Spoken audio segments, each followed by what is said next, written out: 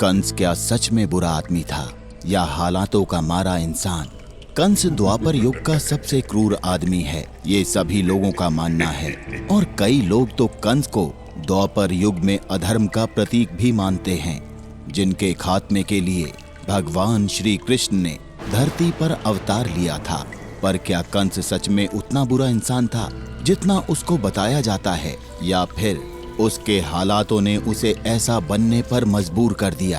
क्या आपको मालूम है कि कंस ने किन हालातों में व्यतीत किया था अपना जीवन? क्या कंस को अपने बचपन में सहना पड़ा था भयंकर अत्याचार? क्या कंस के साथ होता था बहुत बुरा व्यवहार? ऐसे ही बहुत सारे सवालों के जवाब देने वाले हैं हम आज की इस वीडियो में।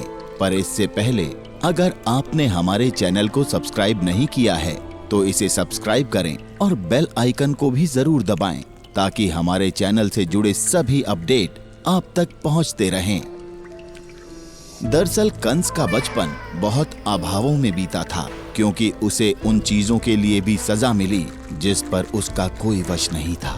कंस की मां पद्मावती पर जब द्रमिल नाम का असुर मोहित हो गया और उसके पति उग्रसेन का वेश बनाकर उनके साथ संबंध भी बनाए, तो पद्मावती को कुछ एहसास तो था कि ये इनके पति नहीं हैं, लेकिन तब तक काफी देर हो चुकी थी। इस संबंध से इन्हें एक संतान हुई जिसका नाम रखा गया कंस, और उग्रसेन ने उसे गोद ले लिया। यहीं से शुरू हुई कंस के उस काले जीवन की कहानी, जिसने जीवन भर उसका साथ नहीं छोड़ा। क्योंकि उग्रसेन ने भले ही कंस को अपने बेटे के रूप में स्वीकार किया हो, पर उसकी मां पद्मावती कभी उसे अपना बेटा स्वीकार नहीं कर पाई। पद्मावती हमेशा इस बात से दुखी रही कि ये संतान उनके शोषण का प्रतीक है। उसने कंस को हमेशा अनदेखा किया और हमेशा उसके मरने की कामना की। अपनी मां के इस रवैये से कंस बहुत दुखी रहता था। यही वजह रही कि उसका बचपन रोते हुए बीता। पर क्या कंस ने अपने इस अपमान का बदला लिया? क्या कंस ने अपनी मां के व्यवहार से तंग आकर लिया था अपनी बहन से बदला?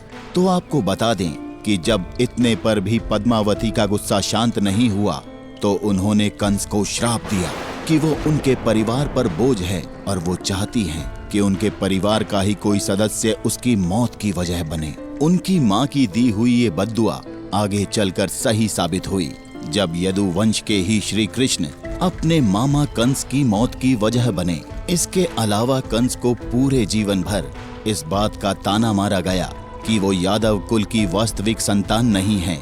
नतीजतन इन सब से कंस के भीतर गहरी असुरक्षा की भावना भर गई और उसने फैसला किया कि वो अपने अपमान का बदला लेकर रहेगा।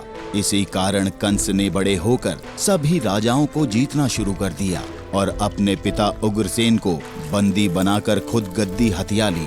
कंस ने बारी बारी से उन लोगों को सजा दी जिसने बचपन में उसे परेशान किया था, पर नियति का क्रूर मजाक उसके साथ तब भी समाप्त नहीं हुआ। जब उसकी बहन देवकी की शादी वासुदेव से हुई, तो एक आकाशवाणी ने उसे ये बता दिया कि उसकी मौत देवकी के गर्भ से ही होगी। अब भला कंस कैसे अपनी मृत्यु की इस आकाशवाणी को स्वीकार कर पाता? इसके लिए कंस ने अपनी बहन और वासुदेव को काल कोठरी में कैद कर दिया। गौर करें तो कंस ने कभी भी वासुदेव और देवकी को अलग करने या उन्हें मारने की कोशिश नहीं की, पर अपनी बहन देवकी के बेटों की हत्या करने के जघन्य अपराध की सजा उन्हें अपनी मौत से चुकानी पड़ी। इस तरह कंस अपने पूरे जीवन में कभी खुश नहीं रहा और आज भी उसे संसार के महापापियों में गिना जाता है। तो दोस्तों, कैसी लगी आपको हमारी ये जानकारी? हमें कमेंट सेक्शन में जरूर बताएं। हमारी ऐसी ही सच्ची और रोचक कहानियां जानने के लिए हमारे चैनल से जुड़े रहिए। आप देख रहे हैं द भक्ति, क्योंकि भक्ति में ही है असली शक्ति।